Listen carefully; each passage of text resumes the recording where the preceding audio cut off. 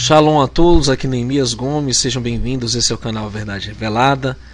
Amados, eu gostaria de falar hoje sobre como é o céu.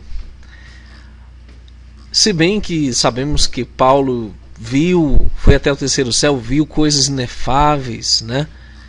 Aos quais não é permitido falar. Ele também cita que nem um olho viu, nem ouvidos ouviram, as coisas que o Eterno tem preparado para aqueles que o amam.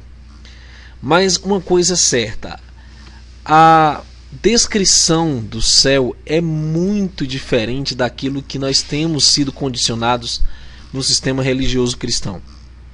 Porque se frequentemente você pensa no céu como um lugar de anjinhos voando, né? E frequentemente as mensagens dizem: olha, nós vamos morar no céu. É um lugar de prazeres, de brincadeiras, né? É um paraíso. Muitos frequentemente confundem o céu com o jardim do Éden, e nós vamos ver hoje nesse vídeo que não é bem assim. O céu é o trono do Altíssimo, diz o Salmo 115, e a terra é o estrado de seus pés. Nós temos que entender que o céu pertence ao Todo-Poderoso, é onde ele habita, é a habitação dele e de santos anjos. Nós temos que entender que a ideia que nós recebemos no cristianismo paganizado de Constantino foi de um céu grego ou greco-romano, né?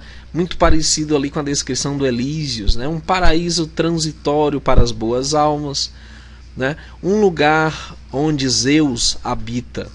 Mas não, queridos, o nosso Criador que fez os céus e a terra não é Zeus, e ele não fez o céu para os homens. Sinto muito em informar. A Bíblia diz que ele fez a terra para os homens. Ele a entregou ao seu domínio para que ele dominasse, para que ele herdasse a terra. Os justos herdarão a terra. Os mansos, os pacificadores, eles herdarão a terra. Nós já fizemos estudos aqui sobre a questão de morar no céu e a teologia que diz que seremos arrebatados para o céu. Mas eu vou te poupar desses detalhes hoje. Eu quero que você aproveite comigo nesse momento para ter um vislumbre de como realmente o céu é. E como faremos isso, irmão? Você pergunta. Nós vamos ver pelas Escrituras como o céu é. Nós temos uma pista em Hebreus capítulo 8, que na verdade é uma recitação do livro de Êxodo, onde diz assim: porque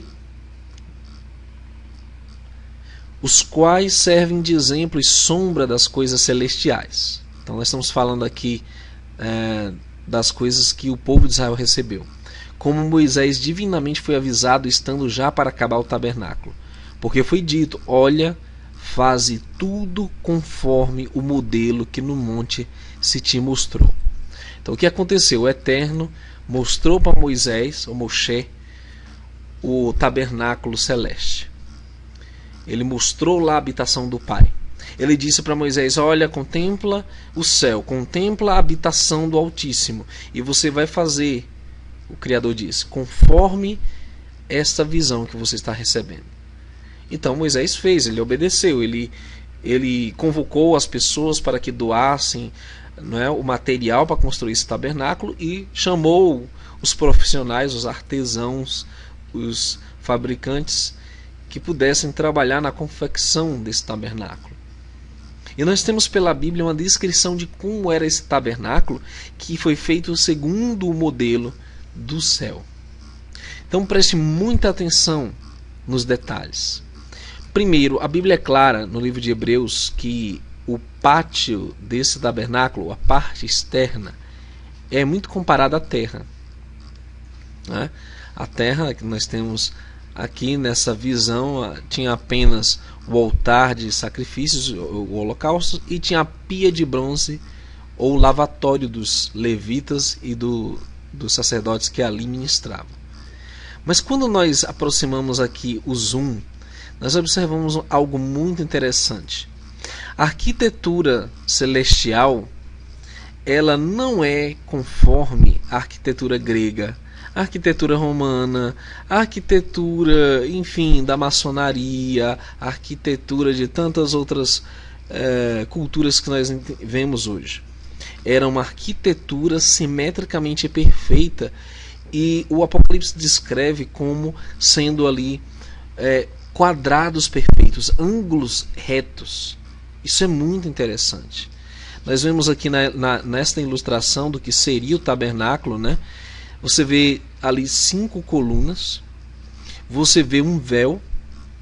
Esse véu tem as cores escarlate e púrpura. Por que essas cores escarlate e púrpura? Onde nós encontramos essas cores? Escarlate remete ao sangue, remete ao sacrifício, à redenção. Púrpura remete à realeza, algo nobre, né? A teocracia, o reinado do Criador. E quando nós vemos essas cores, esses detalhes, e quando você entra dentro dessa tenda, desse tabernáculo que representava a morada do Eterno no meio do povo de Israel, e também uma réplica muito parecida com a casa celestial dele aqui na terra, nós vamos encontrar alguns detalhes muito importantes. Você vê a menorá, né? É um candelabro com 7 braços, 7 lâmpadas. Nessas 7 lâmpadas haviam ali nozes, alguns frutos em cada um desses castiçais. Nós vemos esses detalhes de coisas naturais, como os pães da proposição, que é como se esses fossem alimentos que os anjos consomem no céu, ou maná, né, comida dos anjos, como é chamado. E você vê elementos naturais, você vê frutas, nozes, flores, brotos, botões, né? Você vê a natureza, você vê esses detalhes lá na corte celeste, neste lugar chamado o Kodesh, é o lugar santo. É muito interessante isso, porque esses elementos que eu estou mostrando para vocês, eles estão relacionados intimamente com o povo de Israel. O povo de Israel usa a menorá, o povo de Israel tem essas cores, né? O azul, o branco, né? Como cores características, né? Da sua vestimenta. E essas cores, o púrpura, ele está nas vestes do sumo sacerdote, né? O Kohen Hagadol é aquele que ministrava no lugar mais restrito da casa do Criador, do tabernáculo, que era o Santo dos Santos, o Kodesh Kodashim. Então, o que você vê aqui? Você vê uma pequena réplica simples, né? E bem rude do que realmente é o céu. E interessante que era bordado nessa cortina ali, no véu do tabernáculo, anjos eram bordados, e esses detalhes estavam por todos os lados. Por quê? Porque são os seres que rodeiam o céu, que habitam no céu, que estão lá no lugar santo do Altíssimo. Nós temos que atentar também para uma coisa muito importante, né, que havia um altar de incenso remetendo ao aroma doce, suave, que permeia aquele ambiente. É um ambiente tão santo, tão puro, que além da nossa dimensão, com a contagem de tempo totalmente diferente da nossa, que não foi feito para que os homens morem lá. É uma habitação exclusiva de seres espirituais. Por isso que quando houver a restauração, o reino do céu ele virá para a terra, né? Aquilo que é espiritual, que é transcendental, que é metafísico, ele se tornará presente neste mundo físico, que será composto de seres que foram glorificados, tiveram um corpo transformado e estarão aptos para viver em uma dimensão completa. Isso é muito interessante porque até as características desse lugar, os ornamentos, remetem ao tabernáculo terrestre que Moisés construiu com os filhos de Israel. E quando nós adentramos naquele lugar, que é o Santo dos Santos, nós vemos ainda mais claramente a solenidade desse lugar, a beleza desse lugar. Os levitas tinham que ser santificados, ou seja, separados à parte para um propósito especial, ungidos para esse propósito, vestes brancas cobrindo suas mãos totalmente, exatamente como os anjos se revestem de luz. Tinham que se purificar antes de entrar nesse lugar santo, se lavar totalmente. Uma alusão também ao batismo nas águas, e muita gente está dizendo por aí que não precisa imergir nas águas, o que é uma heresia sem tamanho. E aqui está, queridos, esse lugar tão rico em detalhes é exatamente onde nosso Criador habita, onde seres santos se encontram nesse momento que estamos aqui. E nesse lugar nós encontramos os detalhes, né, que o povo de Israel recebeu na revelação de Moisés de como é o céu, de como são os ornamentos celestes, né? Essa iluminação com azeite puro, azeite dourado, óleo virgem da oliveira.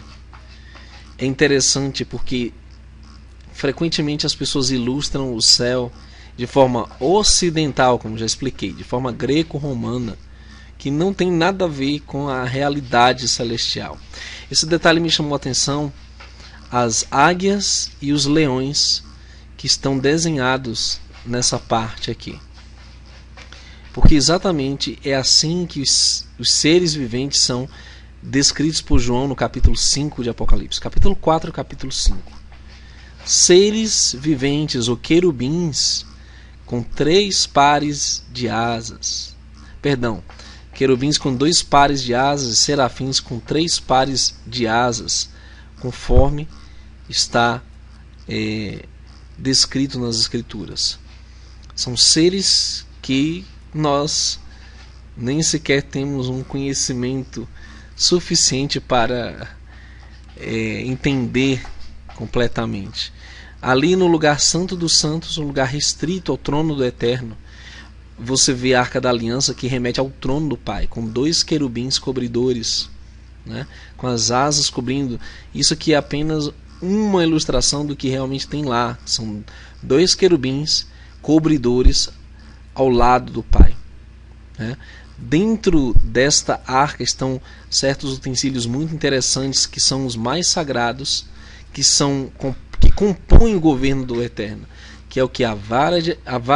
Como a vara de Arão que floresceu, os 10 mandamentos, as 2 tábuas e o pote de ouro de maná. Isso aqui são coisas misteriosas que compõem a misericórdia, a liderança, o governo do Eterno em todas as eras, sobre todo o universo, como funciona o mecanismo de conduta celeste, e que também é parte daqueles que são verdadeiros seguidores do Criador, são verdadeiros e fiéis ao sacrifício do Messias, a tudo que ele nos deixou e nos ensinou. Naquele lugar, uma vez por ano, havia o rito que condiz com o dia da expiação, o Yom Kippur, onde o sangue aspergido purificava os pecados dos filhos de Israel e deixava seus nomes escritos no livro da vida. E nesse mês, ao adentrarmos nas festas de outono, como o nosso irmão Afonso Vasconcelos falou lá no canal dele, nós vamos mais uma vez relembrar o que o Eterno faz por nós lá no céu, baseado nos méritos sacrificiais do nosso Messias, o Salvador. E é assim, queridos, que o nosso Messias está lá, ele ministra como sumo sacerdote. Ele é o nosso intercessor, o único intercessor que está diante do Pai. Ele apresenta seu próprio sangue, no sentido de que suas mãos furadas ele apresenta diante do Pai, e lembra que foi seu sacrifício que permitiu purificar os nossos pecados, nos perdoar de toda transgressão, para que vivamos em obediência, uma nova vida, fidelidade para com o Eterno. Espero que você tenha tido um pouco aí da visão de como realmente o céu é, que lugar solene, santo, perfeito e além da nossa compreensão física desse mundo pecaminoso, né? Esse mundo como nós conhecemos, contaminado, como o céu realmente é santo, um lugar restrito para o Pai, para os anjos, né? E como a terra será regenerada a ponto de que todo esse ambiente ele venha para a terra, ele faça parte da terra. Quando a santa cidade, a Nova Jerusalém, descer, né, ele estará completo, céu e terra unificados num só, para todo sempre, para a glória do Pai e para a honra do nosso Salvador, Yahushua HaMashiach. Obrigado por assistir, até um próximo estudo.